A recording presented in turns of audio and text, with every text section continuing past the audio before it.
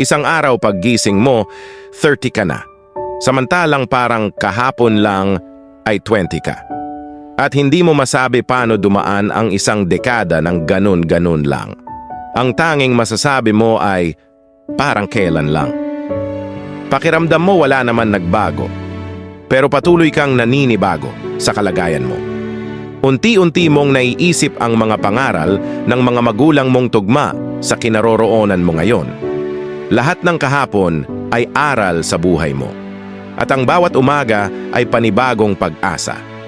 Kaya huwag kalimutang i-enjoy ang buhay habang itinatama mo ang mga bagay kung saan ka sumablay.